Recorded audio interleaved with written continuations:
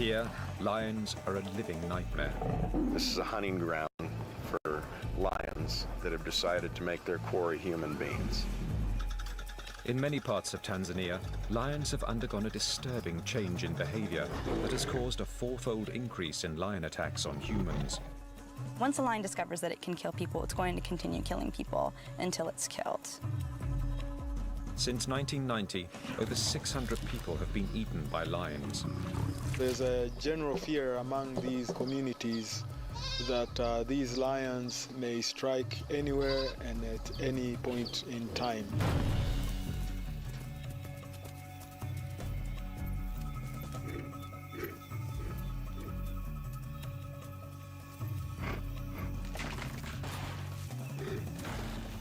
So what we're seeing here is really different than most of what you hear from anywhere else in Africa.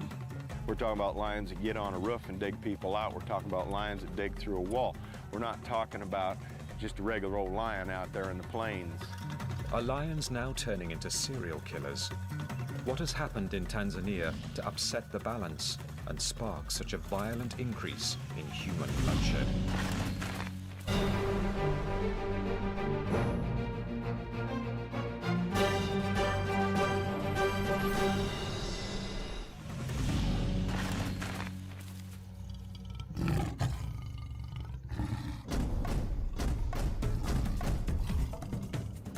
Tanzania, East Africa, the epicenter of an ongoing crisis. A country where lions are switching their sights to focus on humans as fair game.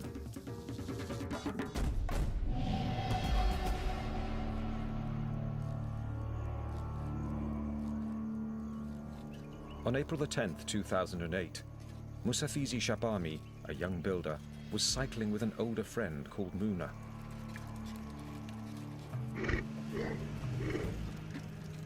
They were near home, but so too was a 140-kilogram male lion running at full speed. The lion, it just came out from behind us and started chasing us. Within seconds, the lion was in striking distance of the cyclist. I was very scared. I was trembling so much I thought I was going to faint.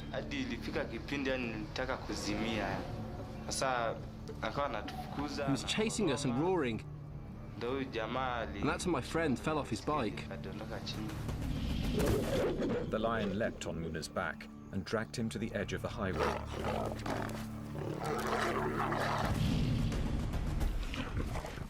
Standing on the roadside, Musafizi witnessed Muna being mauled by the lion. At this point I ran. I felt like I'd lost my mind.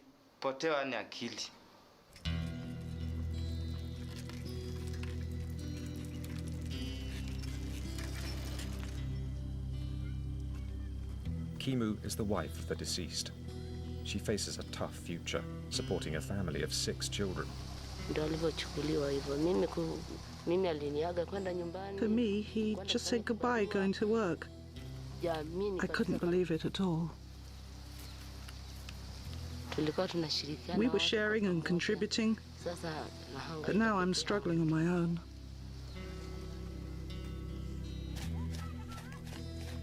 Kimu's husband is just one of over 900 victims of lion attacks in Tanzania since 1990.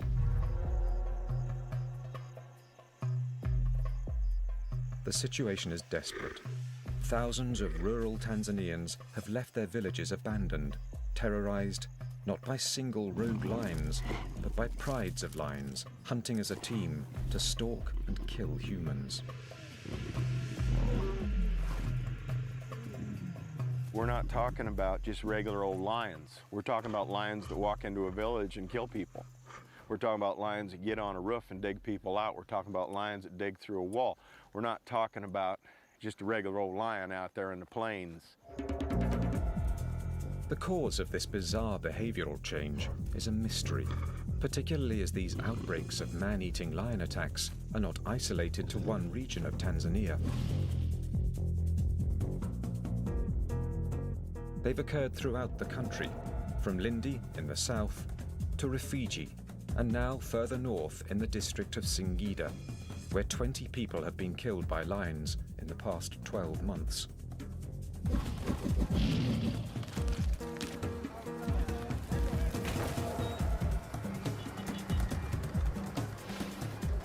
So critical is the situation, the Tanzanian government has called in the services of a big cat specialist from the United States, named Darren Simpson.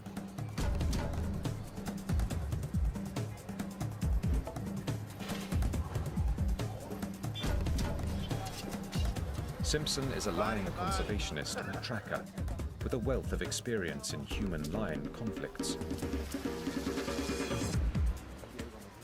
Because lions are a protected species, he will be working with a team of government rangers to track down and kill the man-eating lions that are terrorizing the region.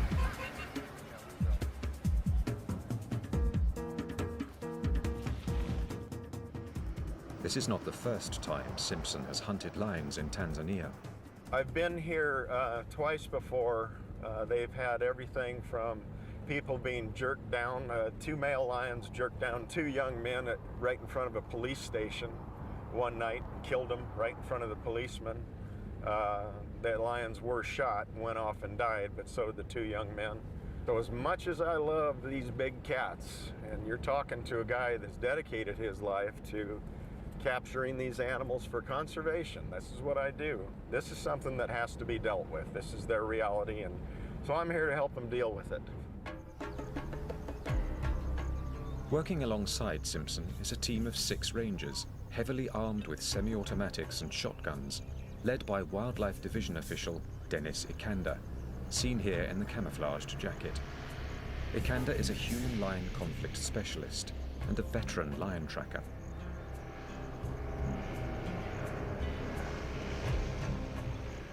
The week before Simpson's arrival, his team shot and killed one of the target animals, but 2 man-eating lions remain at large. Although we have experienced some level of success by killing one of the man-eaters, but we still have 2 more to go. And worst of all, we have a male lion on the loose, and they usually become a lot worse when their partners are killed. Simpson and Ikanda receive a tip-off from a local herdsman. The lions have been spotted leaving the half-eaten corpse of a donkey.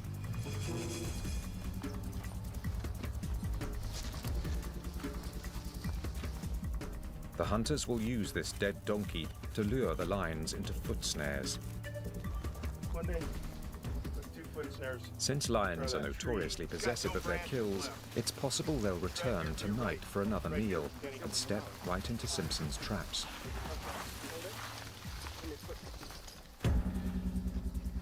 Should a lion place a paw on one of these cushions, the pressure will fire a trigger, tightening a noose of wire around the lion's leg.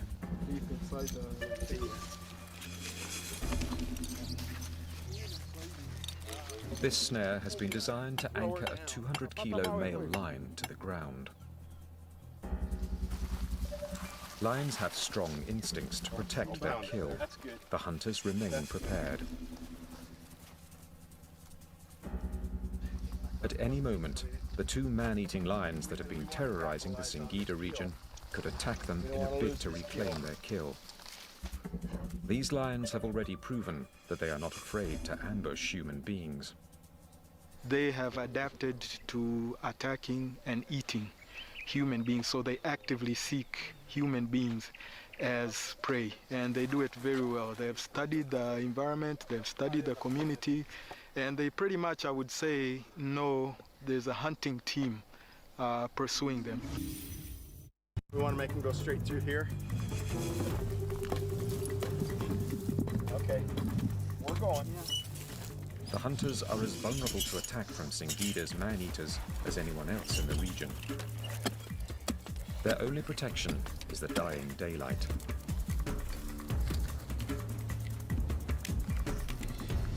Once the sun goes down, the balance of power will shift to favor the lions, and the team will be open to an ambush from Africa's largest predator. Lions can grow up to 3 meters long, and males can weigh over 200 kilograms. Their speed, strength, weaponry, and cunning make them one of the animal kingdom's most formidable terrestrial predators.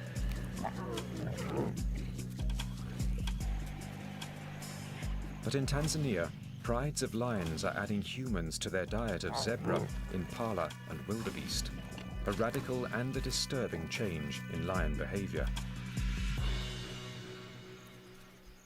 In the Singida region, one pride of man-eaters is going to extraordinary lengths to catch its new prey. They've learned there are easy targets along the main highway, the last place you'd expect to see lions. In the past year alone, at least 20 people have been killed by lions on or near this roadside.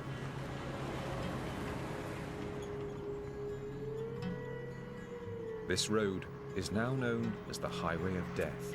It's a paved two-lane road, main artery, through little tiny communities full of dwellings, an area where children walk to school every day. It's basically the village sidewalk. Women carrying loads on their heads to supply their homes with groceries, water. Pretty benign area, you would think. This is a hunting ground for lions that have decided to make their quarry human beings. They're using the bush areas that are alongside the road as an ambush area. What, in essence, that we're into here is a human-wildlife conflict, and it feels like a war zone. This is extreme aggression by these animals. Less than a mile from the highway, with the light fading, the team finally finishes setting its lion traps. Yeah. Okay, that's gotta do. It's gonna have to do. Just before leaving, Simpson makes hyena calls, hoping to trick the lions into defending their kill from scavenging hyenas.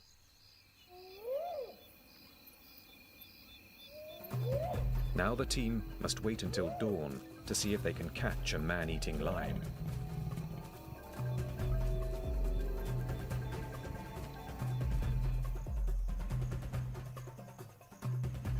Tanzania is home to more than 1/3 of the world's lion population.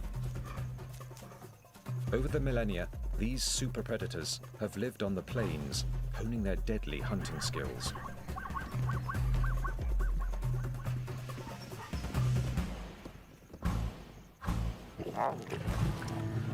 But in Tanzania, lions are switching their sights to hunting humans.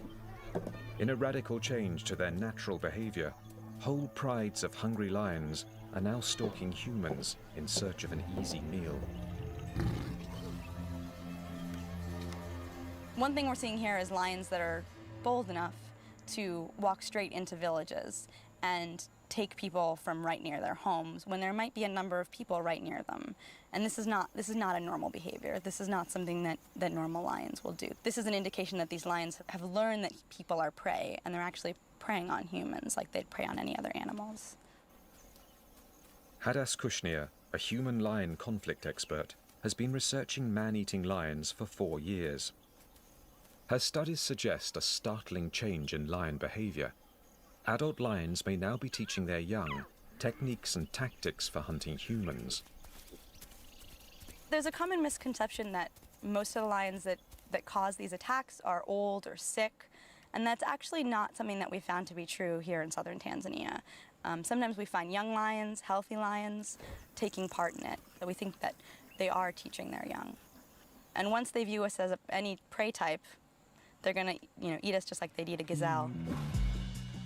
Kushnir is working in the Rufiji region to determine the reasons behind the dramatic increase in man-eating attacks here.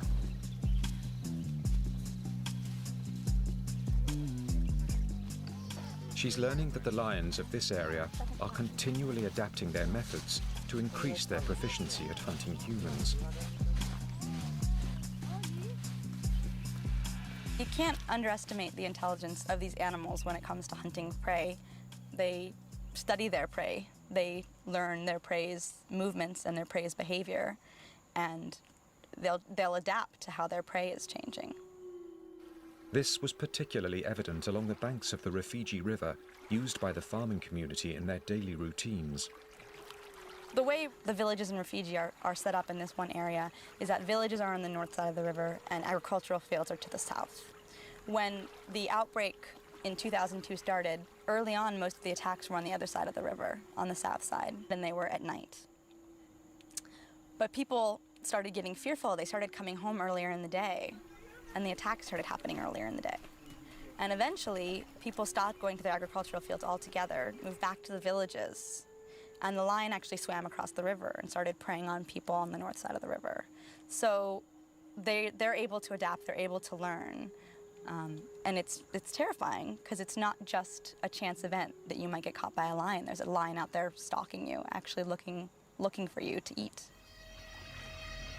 In the Rufiji River region of southern Tanzania, the locals blamed the deaths of 40 people on a single serial killing lion they named Osama, after the world's most wanted terrorist. But Kushnir believes that groups of lions are responsible for the bloodshed. Generally, it's going to be a small group of individuals. There'll be males and females. But what happens towards the end of an outbreak is, through the hunting of lions, they've killed all the other lions. At the end, there's one man standing. The cases we know of, a lot of times it tends to be one male lion. The male lion might be injured already, and towards the end can wreak a lot of havoc. Osama was eventually killed by a team of government hunters in April 2004. A sign on the outskirts of Kilimani village marks the spot where the lion's corpse is buried.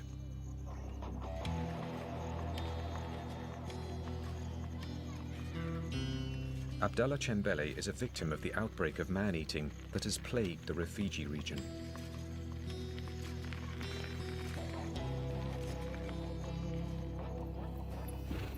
During the night in March 2003, a lion, possibly Osama, broke through a wall in his family's house, dragged his mother out into a nearby field, and ate her.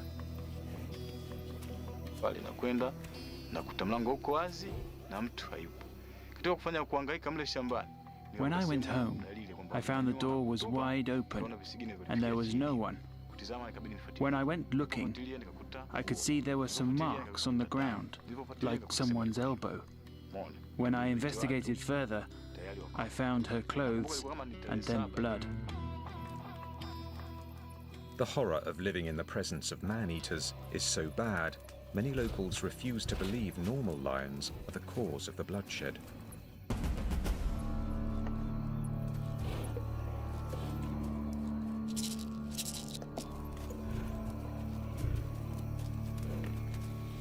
Instead, they imagine these killings are the work of spirit lions, supernatural demons summoned up by enemy bush doctors and sent to destroy their foes.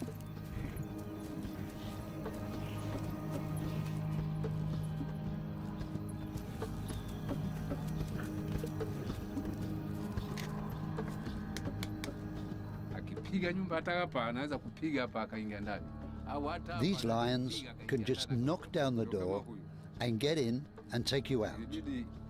Someone sent them to come here and kill people.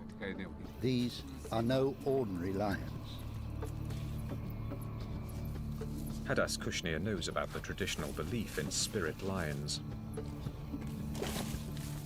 She presumes that these supernatural explanations help people to deal psychologically with the horror of the situation. I look at them as coping mechanisms. If I had to live in a place where there were lions all the time, you know, the only way you could sort of settle that with yourself and feel better is to convince yourself that a normal lion is not what's the risk. The risk is actually some sort of spirit lion. And so a lot of people have the belief that spirit lions are sent to kill specific people. Normal lions don't kill. And that's one of the ways I think they deal with living with the fear of lions, is if you believe that a normal lion won't hurt you and it has to be a lion specifically sent to kill you, it's sort of much easier to go about your daily life. But for Darren Simpson, the explanation for man-eating lion attacks does not lie in the supernatural. The culprits are real lions, pure and simple. They are what they are. They're a lion. They're a force you have to deal with when you live around them. They're not evil. They're not spirit lions. They're not things that are sent to avenge the the sins of others. They're simply a very incredible, formidable animal. That's what they are, and they are a wonder. But unfortunately, in this sort of scenario here, they just can't coexist with people when they begin to eat them on a regular basis.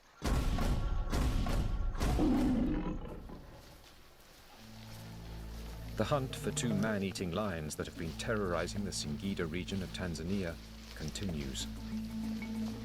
The tracking team are revisiting the traps they set the previous night around the carcass of a donkey recently killed by these lions.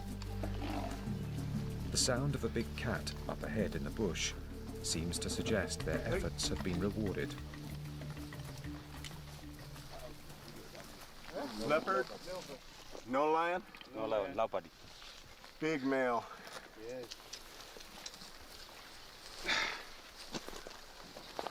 The Tanzanian government has ordered the hunters to shoot and kill any potential man-eater captured in the vicinity. Are we gonna kill him? I guess.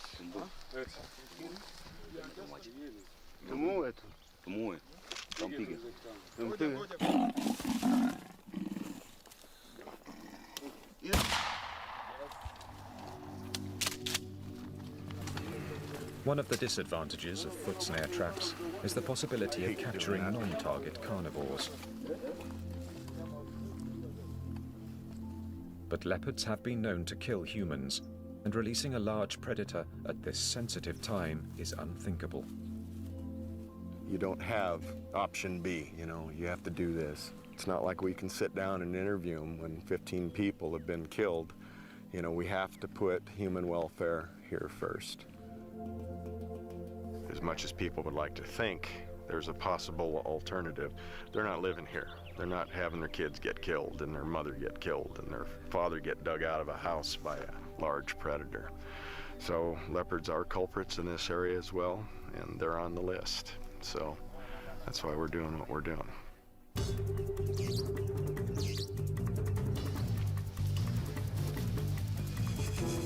The lion hunters are not giving up. There's enough donkey carcass left to set up another trap. Simpson lays his foot snares once more in the hope that tonight he'll have better luck and will succeed at catching the man-eaters.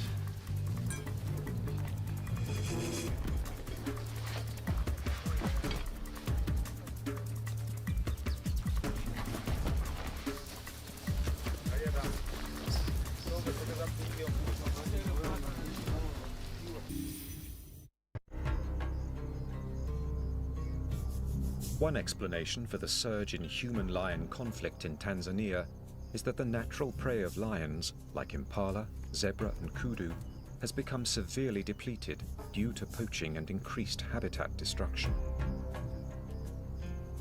Lions simply have no choice but to go in search of alternative prey. As lions seek out new habitat, obviously they want to go into habitat that doesn't have the presence of other dominant lions, and they want to have the presence of prey.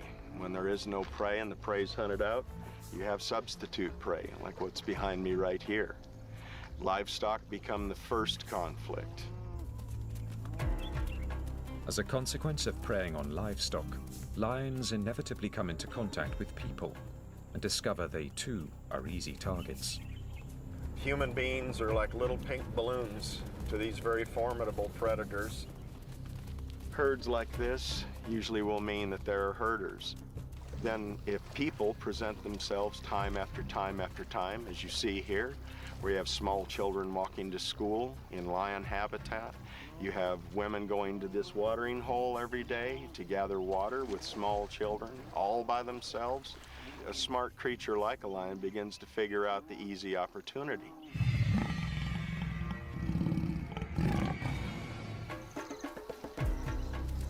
In the Rufiji region, Hadas Kushnir attempts to find further explanations as to why the rate of man-eating lion fatalities has quadrupled since 1990. She's discovered a pattern in the statistics that leads her to believe it's the people's methods of agriculture that make them vulnerable to attack.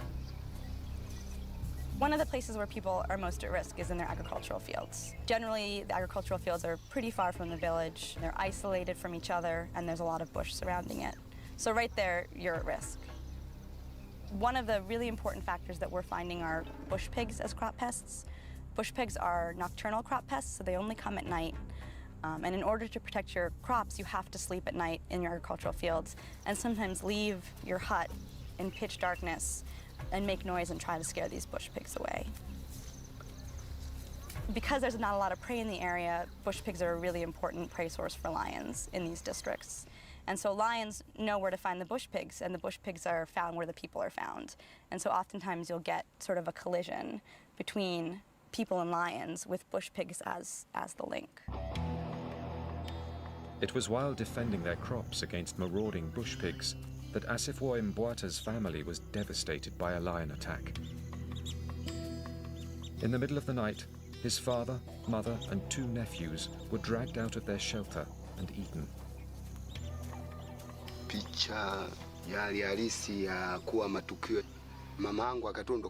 The exact picture of what happened. The lion, he took my mother first and ate her there, up to the waist, and killed my father and put him aside, and took the children.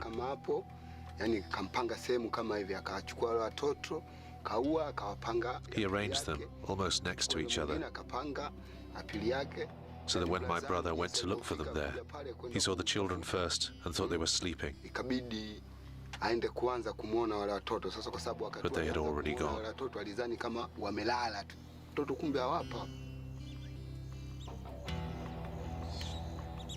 Despite this tragedy, Asifo and his remaining relatives continue to sleep in the fields, guarding their crops from bush pigs.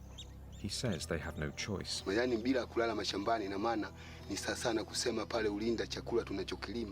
If we don't sleep in the fields, then all the labor we engage in will be for nothing, because our food will be eaten by animals like pigs or monkeys. That's why people sleep in the fields, so that they can have something to eat. We know that the lion kills, but if you are spared, your children will get to eat.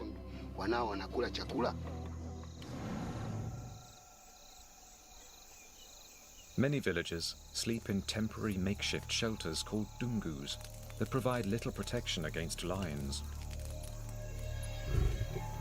Because the Rufiji villagers have no option but to be out in the fields at night, Kushnir is trying to encourage them to be more proactive in defending themselves against attacking lions. What this family has done, which is really great, they've built a dungu that's reinforced and closed on the bottom.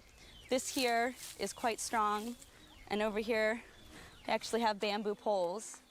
And what's really wonderful is that this is the area here which would normally be open, and the family would normally be cooking here at night, resting here at night, and what they've done is close it off so that if a lion is roaming, the lion won't be able to see them or get to them very easily.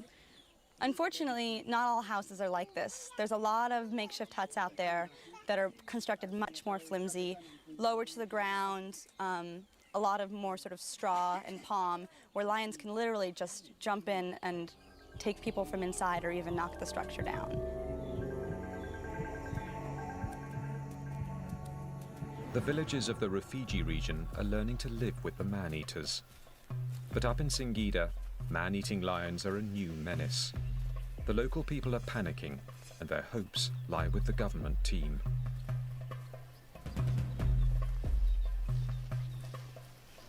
The hunters return to the baited traps and find they failed to catch their target. I'm gonna let him go, you guys. Okay, watch out now. I need everybody to stand over there. Yesterday, they caught and killed a leopard. Now they face an enraged hyena.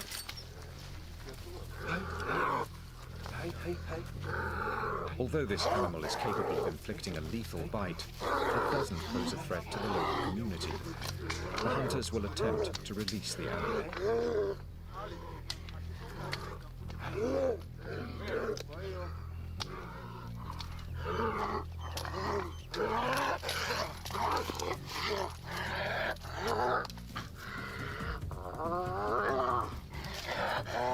Tyson takes great pains to ensure this female spotted hyena doesn't sustain any injuries. It will return to the wild unharmed. Loose, loose, everybody back.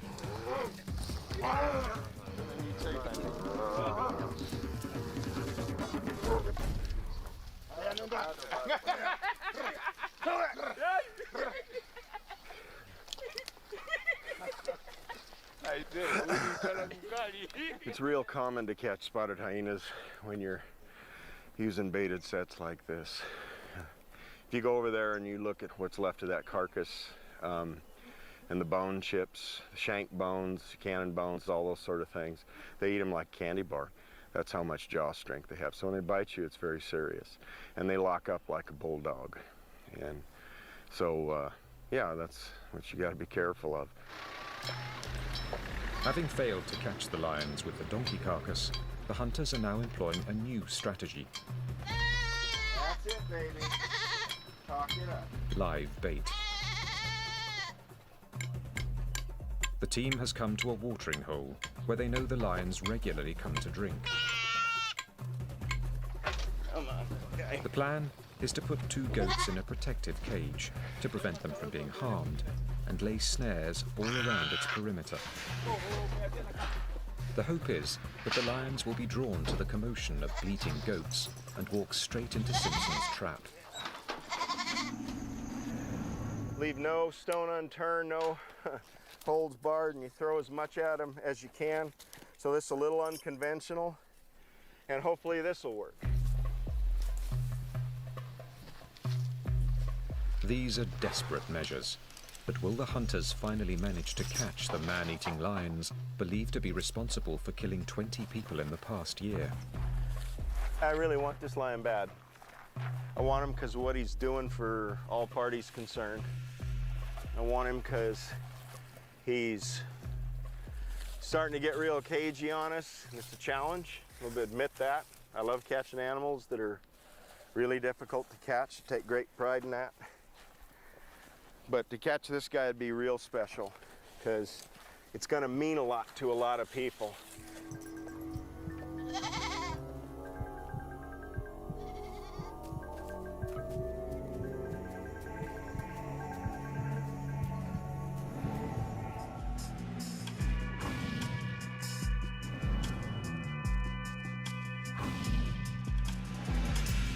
Tanzania is home to 1/3 of the world's rapidly diminishing lion population.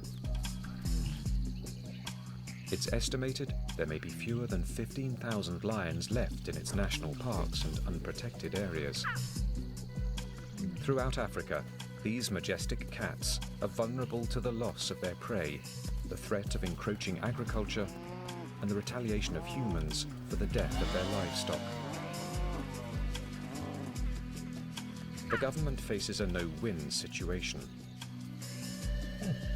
On the one hand, they want to conserve these animals because they are a multi-million-dollar source of revenue from tourism and organized hunting. On the other, by encouraging their conservation, Tanzanians are made more prone to attack. Part of the reason that we're experiencing an increase in these number of attacks is the positive outcome of lion conservation in Tanzania. Numbers seem to have increased, and excess individuals from core populations are now spilling into buffer zones that extend into village areas, and then human-lion encounters have increased over the years. In southern Tanzania, the Selous Game Reserve is the second largest protected region in Africa, covering an area of 50,000 square kilometers. It's one of the most important strongholds of game animals in the country, and consequently, a hotspot for lions. There may be as many as 4,500 lions living in the reserve.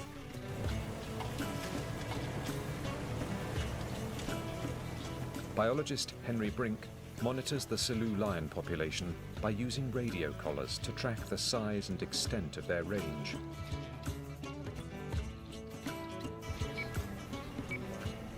Currently, we follow some 114 different individuals, covering some 800 square kilometers, which is sort of 14 lions per 100 square kilometers, which is very good lion density.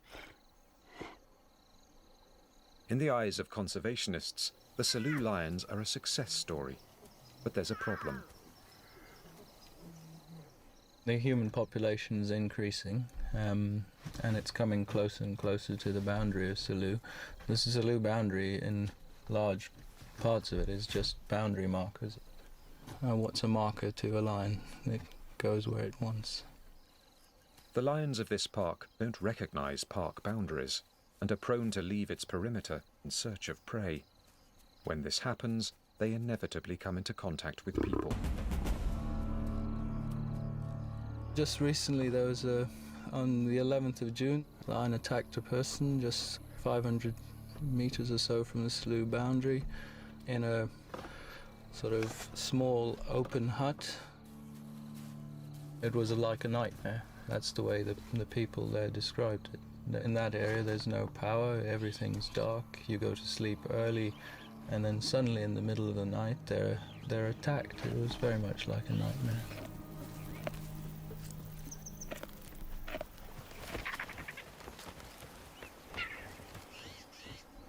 But perhaps these attacks are not as unpredictable as once thought. One of the behavior patterns observed by scientists such as Brink is that lion attacks on humans increase during the rainy season. There is food here, there's enough food, but what happens is during the rainy season, all the prey disperses from around waterholes and so on, and the lions have a much difficult time finding the food, and therefore they also disperse and start looking for food, and it's during the rainy season where you get this sort of spike in man-eating, because the lions are, in some cases, leaving the park and so on.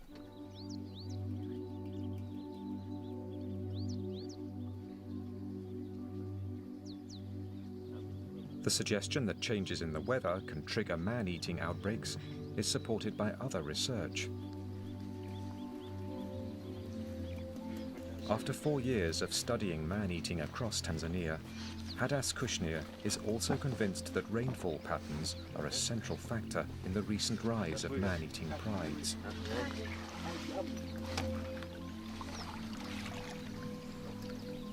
When rainfall increases, man-eating increases, and the effect can be felt right across the country. It seems like too much of a coincidence that you have 3 outbreaks happening starting in the same year.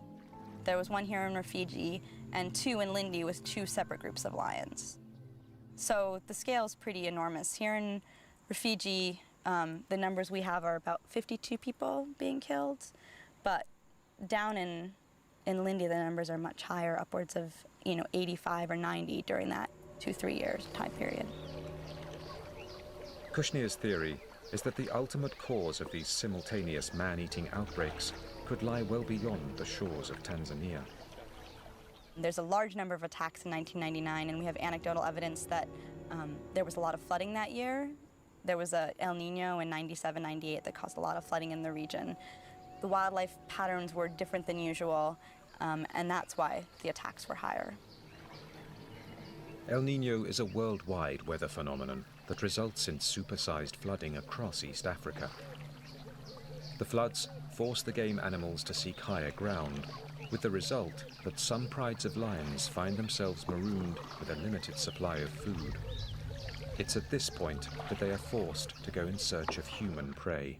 From what people told us, it sounded like if you get a lot of rain, you have animals in places where you wouldn't normally have animals, or you're missing animals in areas where you would normally have animals. So potentially the lion prey wasn't where the lions were.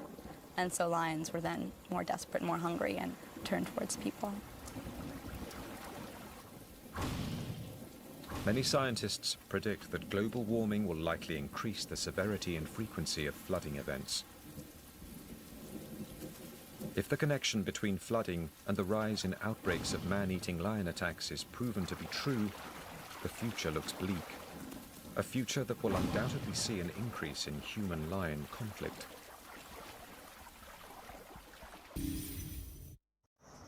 the hunt continues for the man-eating lions of the Singida region of Tanzania, where at least 20 people have been killed in the past year on or near the highway. The pressure mounts for the hunters to get results before more lives are lost to the lions.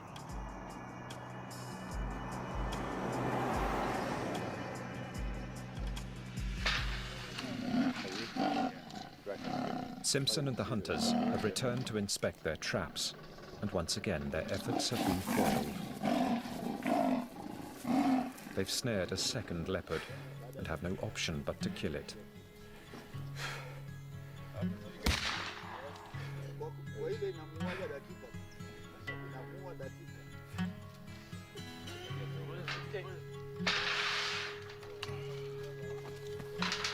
Once a lion, as well as other carnivores, begin eating humans, they will not stop.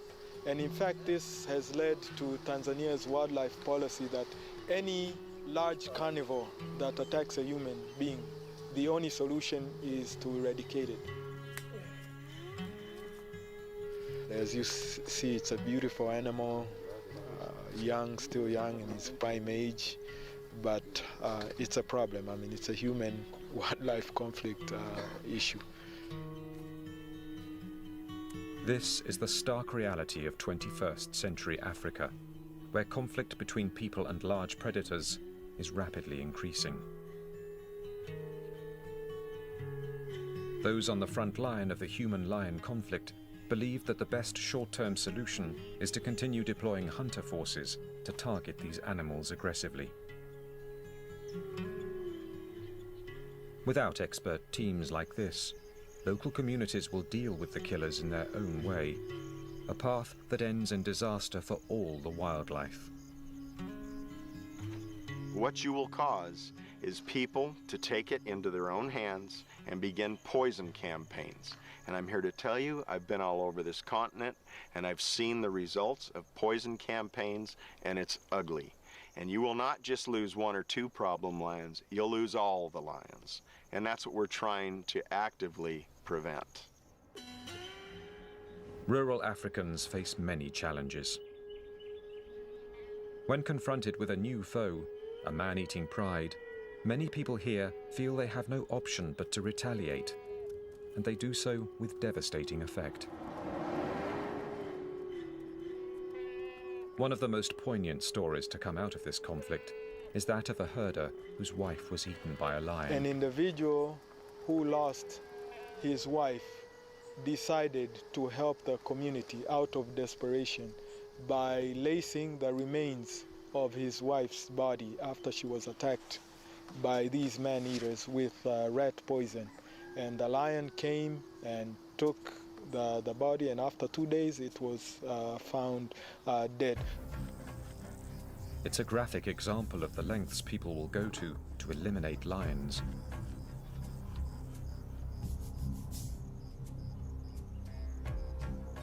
This conflict is devastating for both humans and lions.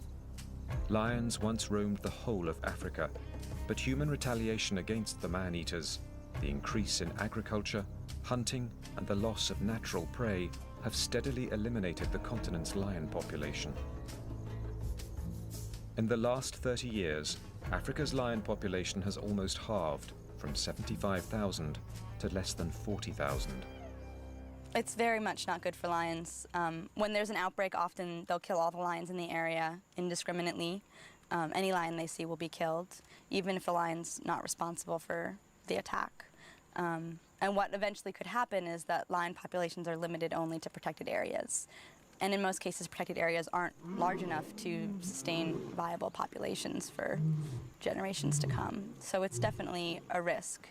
And it's a risk for carnivores around the world. Retaliation because of conflict is one of the major reasons for carnivore population decline in Africa, in Europe, in North America, everywhere.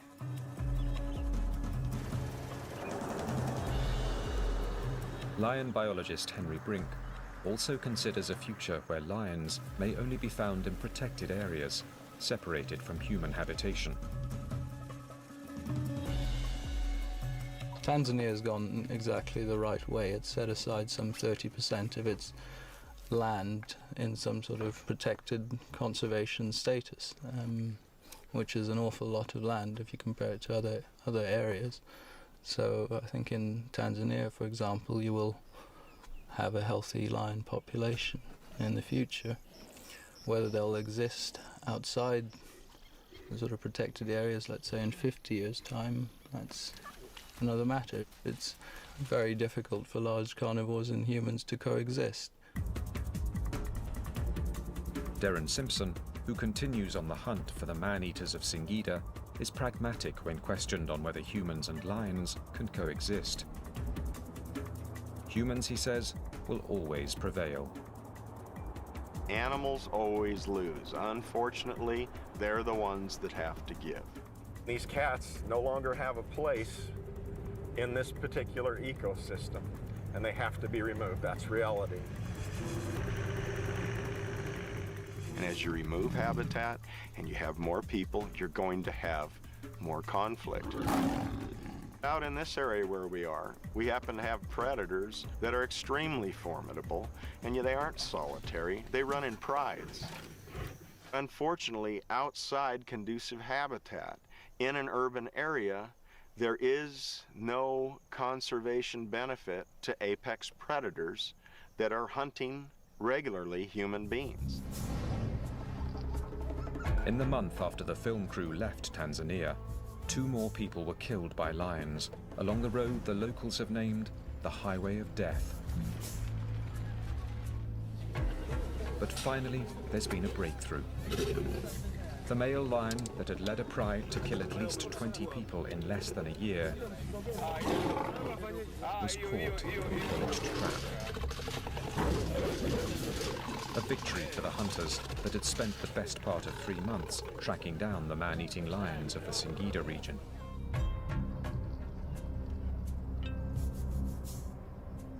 But there's still one lion at large, and the war, with no foreseeable end, continues.